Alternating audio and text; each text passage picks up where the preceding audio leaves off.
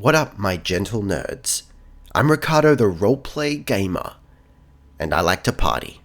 Welcome back to Jacobstown for the last time. So with the Sim Settlement series officially over, we're going to take one last nostalgic look at the last settlement of the 90 episode series. We're going to reminisce, we're going to get real weird and misty about it, send her off with a bang or at least a couple of rads. Alright, let's take a look at Jacobstown.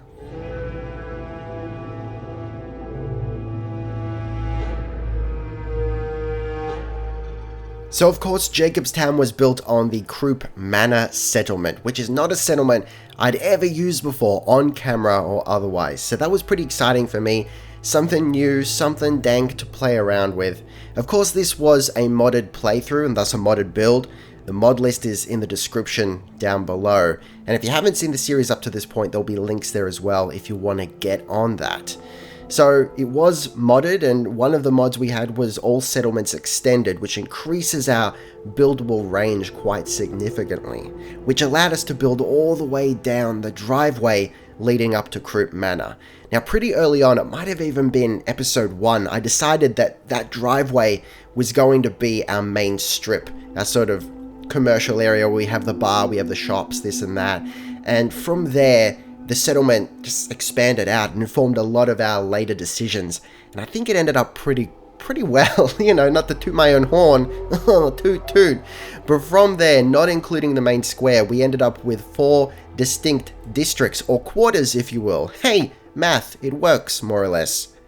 So starting off with the commercial district, or the strip as I like to call it, some of the features of this area include Fallon's, the brothel hotel, what did we call the Jacobstown community brothel, I think we called it, for the people, and of course the heart and soul, the center of Jacobstown and all my settlements, the bar, where you can grab a nice lukewarm bowl of noodles and drink something distilled from old shoes.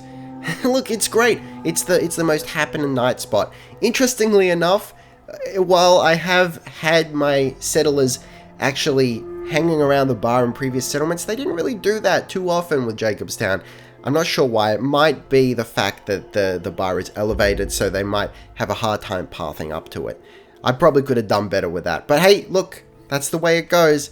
Don't worry about it. Next up, we got the agricultural district, or farming district if you like. Nothing too flash about this particular area, just like all the farms in the world crammed into really not much space. We ended up with way more food than we really ever needed by the end, but that was more because the farms just all upgraded at once. Aside from the farms, you'll notice the wind power generators and the water pumps. All this tucked neatly, more or less, behind the square and the north side of the strip.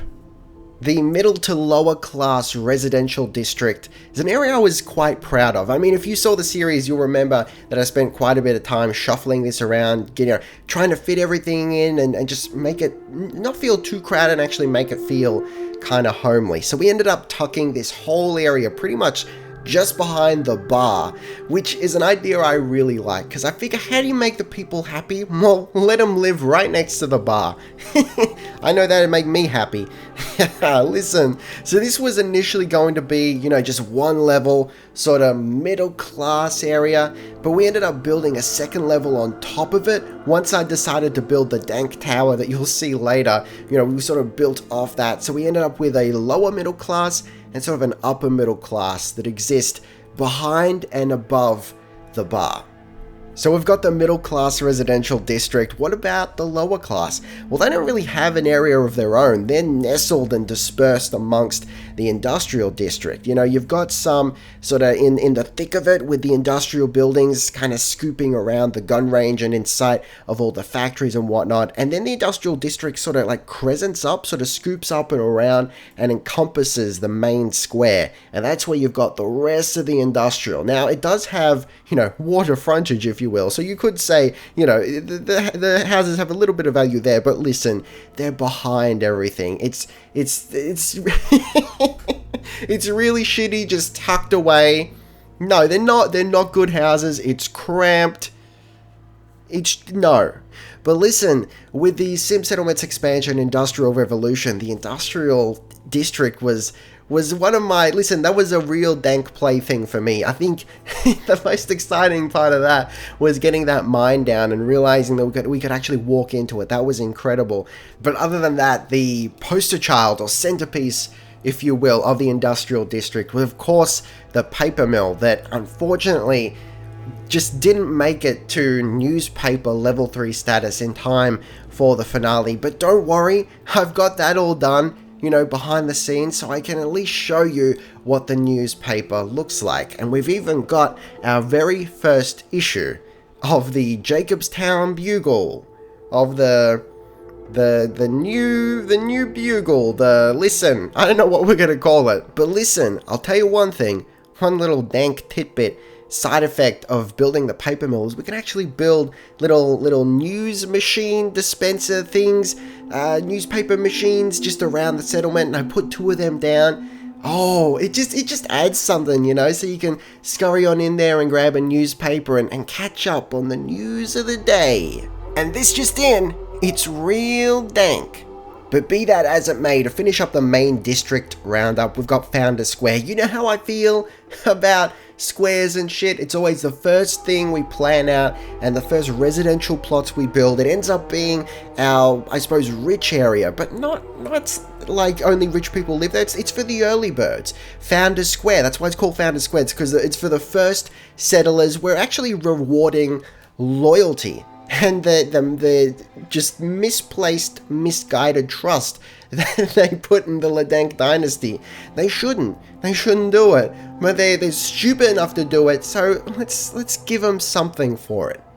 But Jacobstown wasn't just all districts and sim settlements, plots and whatnot. We had some custom unique structures as well. The first of which I'm going to show you today is the Sky Bridge. This was really just meant to be a more direct path down from the mayor's little saucy bachelor pad, with his round bed and his servant. That's all very creepy and disturbing, but we don't talk too much about it. Everyone can see it. Everyone in Founders Square can see it and can probably see what dirty, depraved shit he's up to, but they just zip the lip and they don't talk about it. That's it. Just let it go, baby. But it was in a very awkward place, where I put it. I really liked where I put it, but it was difficult to get to.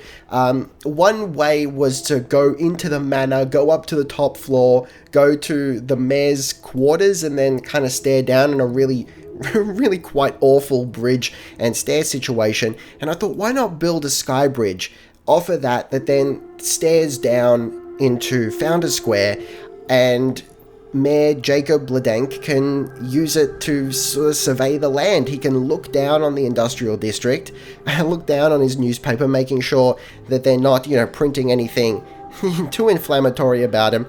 And on the other side, he can look down on Founders Square and just feel very proud at what he's built. And, it ended up pretty damn well with the supports and whatnot, the columns. Oh, it just gets me all tingly and excited all over. Don't even judge me, dude. You don't know my journey. But look, I'll also give an honorable mention to the walls, which I don't think are anything too flash, but they did take a little bit of work to actually get to fit around the perimeter of the settlement, and fit they did. So for the most part, we are completely encompassed by walls, and it's a pretty sort of tight fit. They're right up against the boundary, and we've got plots and whatnot right up against the walls, and it just makes Jacobstown feel a hell of a lot more secure. Unfortunately, I couldn't really get anything cool going with the gate, so it's just an open gate, but listen to me, it's a gate with some teeth. We got a gas turret there, we've got a guard post, and all the way up the strip. It may look friendly and beautiful, and hey, come and spend your money away on pleasurable company and shitty booze and that single lukewarm bowl of noodles, but look, it's armed to the teeth. There's a rocket turret and a couple of minigun turrets. Don't you cause trouble, baby, because all that'll be left of you is just a thin pink paste, and if the plasma turret gets you, it's going to be green paste. Don't even worry about it. But I'll tell you what you should worry about: Jeremiah, our resident serial killer. That's right, way back in episode 2 we uncovered this fucker and his depraved ways. Look, it's one thing to be a serial killer. If you're like a Dexter Morgan, alright, fine, you're a weirdo, but I'll let you go. This guy actually displays a severed head inside his home. What the shit? This is some real next level shit. But listen, it's alright, he's a founder, so he's protected. He's on the council, and he's killing people left and right. It's absolute chaos, but don't worry about it. That's neither here nor there, really. Last but certainly not least, the pièce de résistance of Jacobstown is the Dank Tower. Jacob's Tip. What do we call it? The spire of... I don't know. It's a big old tower, right? So it's like 3-4 story elevators high. So the elevators make up the spine of the tower, and then you've got floors built around them, and it just keeps going up and up, culminating in a sexual crow's nest upon the tip, where you can not only survey the entirety of Jacobstown, but the entirety of the world. It's beautiful, really. Then you just hang turrets off of it, some searchlights, so that it lights up like the 4th of fucking July, and everyone knows that you're overcompensating for something, and that's what's important in this world. But look, listen, that's the one. That's it. You know, there's a whole bunch of small little details we could talk about, but that's like the main stuff. Let's not bogart it. Let's give it some time to breathe. Give it some dignity. That's Jacobstown, the last, the best of all the Sim settlements. Alright guys, thank you very much for watching both this video and the Sim Settlement series over the past several months. It's been a wild ride, it's been fantastic. Once again, special thanks to kinggath for making the mod that made all this possible.